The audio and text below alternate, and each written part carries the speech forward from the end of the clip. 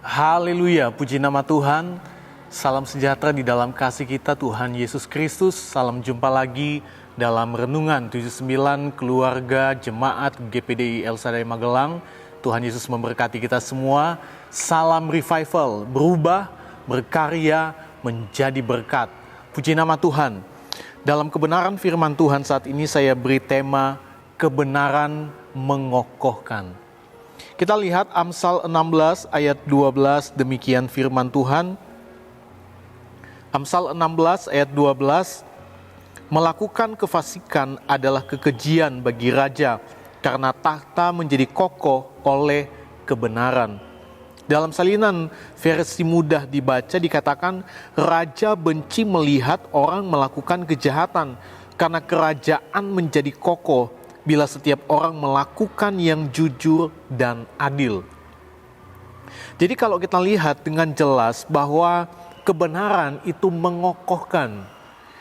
Kata mengokohkan berarti memperkuat supaya tidak mudah roboh dan rusak.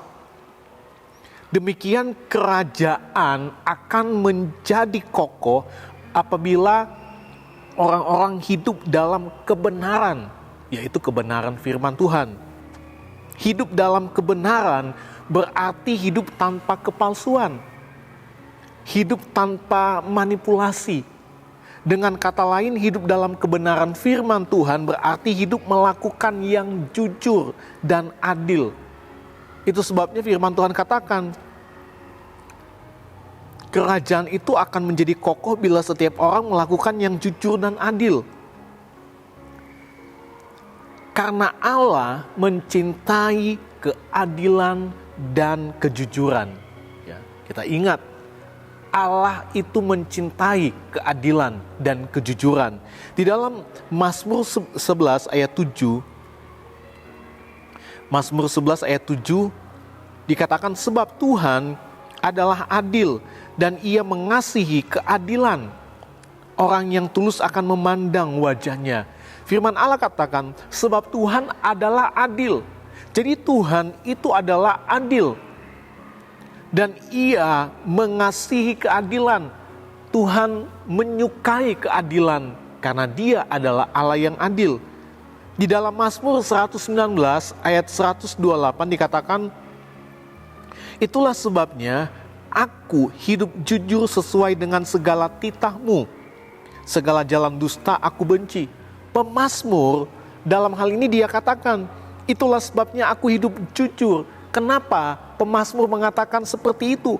Karena dia menyadari, dia tahu kebenaran bahwa Allah itu adalah Allah yang jujur, Allah yang menyukai keadilan dan kejujuran. Dan dikatakan di sini adalah segala titah-Mu, artinya segala perintah Tuhan, segala ketetapan Tuhan adalah Tuhan mau setiap orang yang percaya kepadanya itu hidup di dalam kejujuran.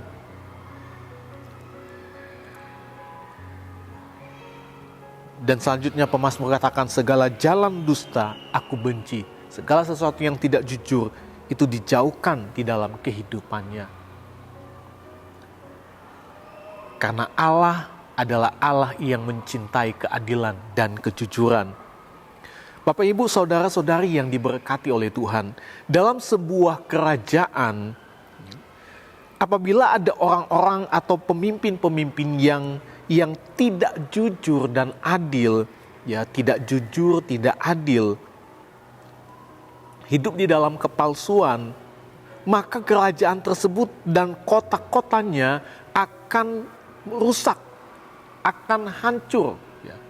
Tidak ada pertumbuhan, tidak ada perubahan di sana. Kenapa? Karena ada orang-orang yang tidak jujur, yang tidak adil, yang hidup bukan oleh kebenaran. Di dalam Amsal 11 ayat 11 katakan, berkat orang jujur memperkembangkan kota, tetapi mulut orang fasik meruntuhkannya. Jadi dengan jelas firman Tuhan katakan bahwa orang yang hidup dalam kebenaran itu pasti akan mengembangkan kota. Artinya ada pertumbuhan di sana, ada perubahan demi perubahan yang akan terus terjadi kalau orang hidup di dalam kebenaran, kejujuran, dan keadilan. Tetapi kalau orang hidup dalam kepalsuan, di sana akan ada kehancuran.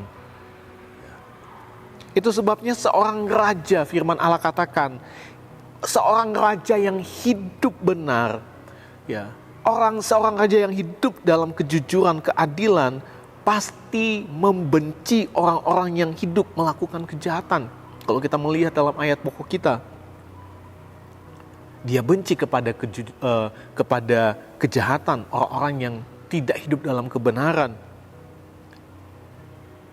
Tuhan yang kita sembah adalah Tuhan, adalah Raja atas segala raja. Dia adalah Raja yang jujur dan adil. Dia adalah kebenaran yang sesungguhnya. Dia mau kejujuran dan keadilan itu selalu terus bertumbuh dalam kehidupan umat-umat Tuhan, di dalam setiap kehidupan kita, dan dilakukan oleh semua orang.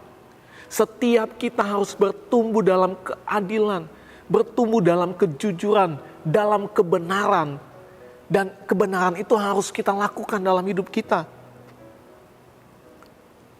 Kenapa? Karena pikiran, perkataan, dan perbuatan itu harus sesuai dengan kebenaran firman Tuhan. Bukan hanya dari perkataan saja kita katakan kita adalah orang yang hidup dalam kebenaran. Tetapi Tuhan mau dari setiap pikiran kita, dari dalam hati kita, dari perkataan kita, dari setiap perbuatan kita, itu adalah kebenaran. Kebenaran firman Tuhan yang hidup di sana. Maka kita akan menikmati segala sesuatu yang luar biasa dari Tuhan. Karena kebenaran yang akan mengokohkan. Kebenaran yang akan memperkuat. Kebenaran itu memperkuat seperti tiang penopang dalam bangunan. Kalau tidak ada tiang penopang, bangunan itu akan roboh. Kebenaran itu sama seperti tiang penopang.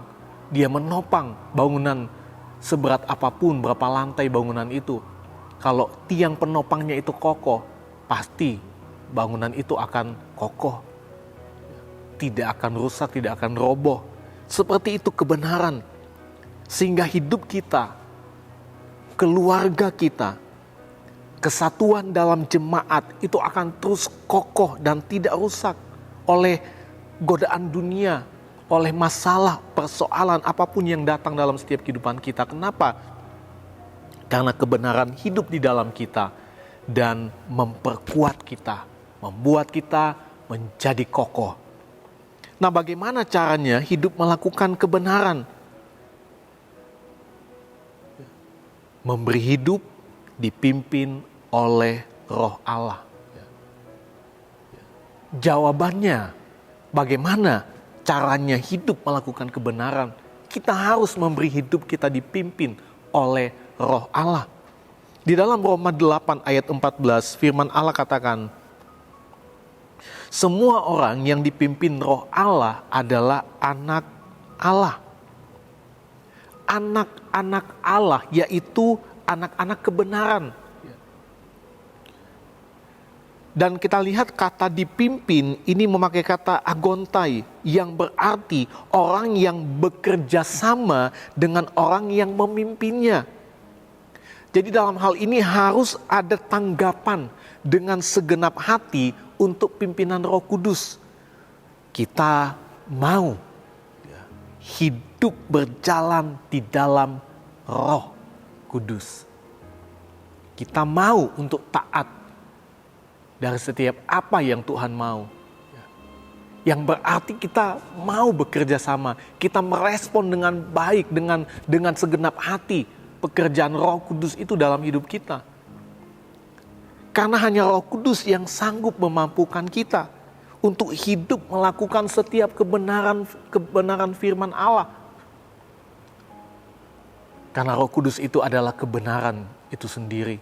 Kalau bukan karena Roh Kudus, kita nggak bisa sampai hari ini.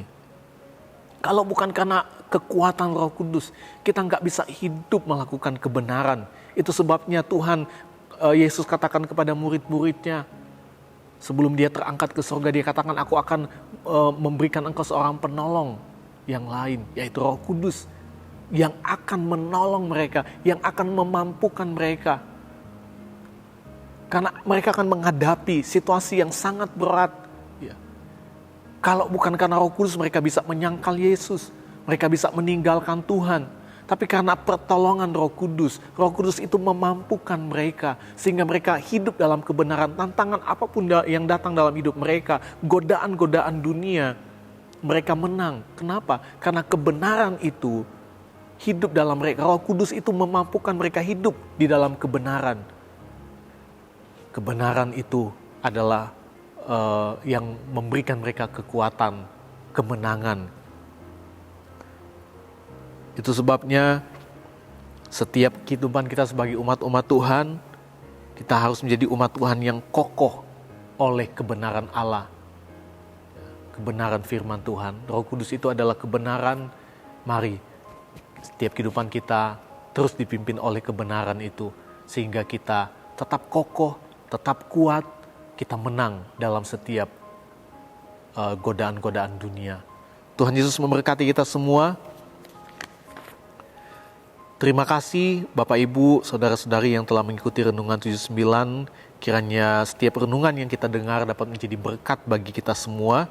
Dan bagi Bapak Ibu, Saudara-saudari yang ingin didoakan untuk pokok doa tertentu, menceritakan kesaksian baik mujizat kesembuhan, pemulihan masalah keluarga dan lain-lain, dapat disalurkan melalui chat dalam WhatsApp di nomor 081327420088.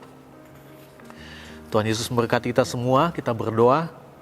Terima kasih Bapa kami yang baik, kami bersyukur kepadamu untuk saat ini kami boleh kembali menikmati kebenaran firman-Mu yang mengajar kami, menasihati kami, mendorong kami untuk menjadi umat-umat Tuhan yang terus hidup di dalam kebenaran. Karena kebenaran firman-Mu itulah yang menjadi kekuatan dalam hidup kami, memperkuat kami, menjadikan kami kokoh sehingga kami tidak roboh dalam menghadapi setiap godaan-godaan dunia ini.